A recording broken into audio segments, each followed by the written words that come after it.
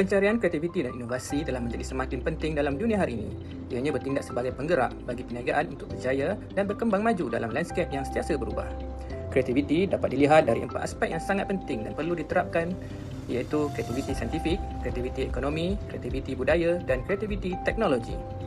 Bagi usahawan, inovasi bukan hanya satu cara untuk mencipta produk atau perkhidmatan baru, tetapi satu cara untuk merintis peluang dan menambah nilai komersil kepada usaha niaga mereka. Dyson ialah syarikat teknologi British yang mereka bentuk dan mengeluarkan peralatan rumah seperti pembersih vacuum, pembersih udara dan pengering rambut.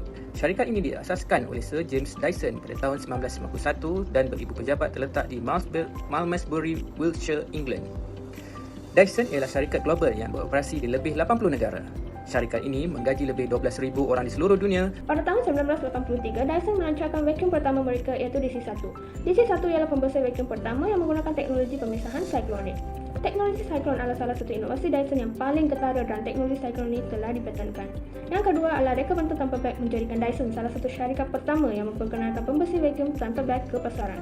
Yang ketiga adalah teknologi siklon akar radial Dyson, mengoptimumkan aliran udara dan meningkatkan kuasa serutan dengan memaksimumkan penghasilkan haba halus dan elegan daripada aliran udara. Yang keempat adalah teknologi bola Dyson, menyepadukan teknologi bola inovatif ke dalam pembersih vacuum tegak mereka, membolehkan keboleh gerakan yang dipertingkatkan dan navigasi yang lancar di sekeliling perabot dan halangan. Akhir sekali adalah pemacu torque tanpa cord menawarkan kemudahan kebebasan daripada cord, menampilkan penderia pintar yang melaraskan sedutan yang kuat dan otomatis. Jenis inovasi yang digunakan dalam vacuum keluaran Dyson ialah penciptaan dan pengembangan. Penciptaan adalah reka cipta produk atau proses baru yang asli dan belum pernah dicipta oleh orang lain.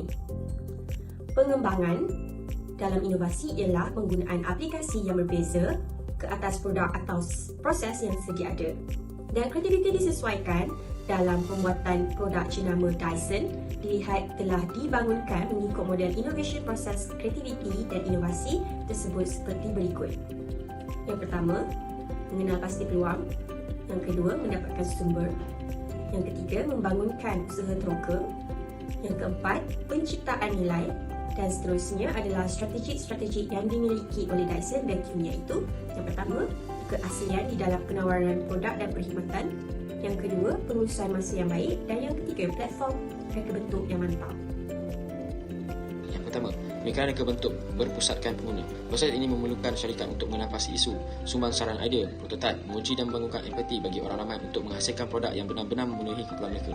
Yang kedua, kerjasama merentas fungsi. Ia melibatkan pemecahan silo antara jabatan yang berbeza dalam organisasi dan menggalakkan profesional daripada pelbagai disiplin untuk bekerjasama dalam mencapai matlamat bersama, seterusnya memupuk pelbagai perspektif kreativiti dan pendekatan holistik untuk menyelesaikan masalah.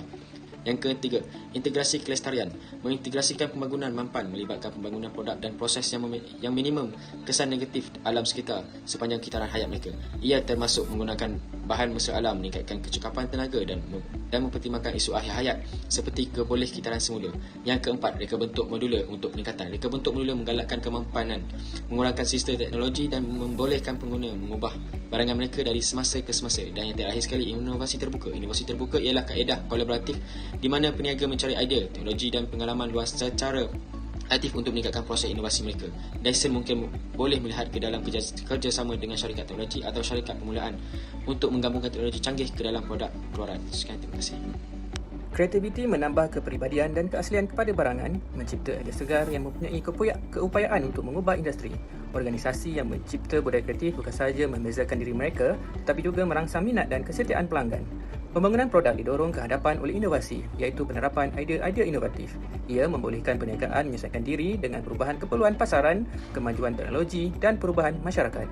Barangan inovatif bukan sahaja menarik perhatian pasaran, tetapi juga mewujudkan penanda aras prestasi, kecekapan dan pengalaman pengguna baharu. Mengiktiraf dan membangunkan kreativiti dan inovasi dalam penciptaan produk akan terus menjadi penting bagi organisasi yang mencari perkaitan, kemampanan dan kejayaan semasa organisasi bergerak ke hadapan. Justru itu, kami berpandangan bahawa syarikat Dyson perlu terus berusaha mengeluarkan produk baharu dalam generasi keluaran model vacuum yang menerapkan kreativiti dan inovasi yang selari dengan perkembangan dunia semasa agar kekal relevan dalam pasaran dunia masa kini.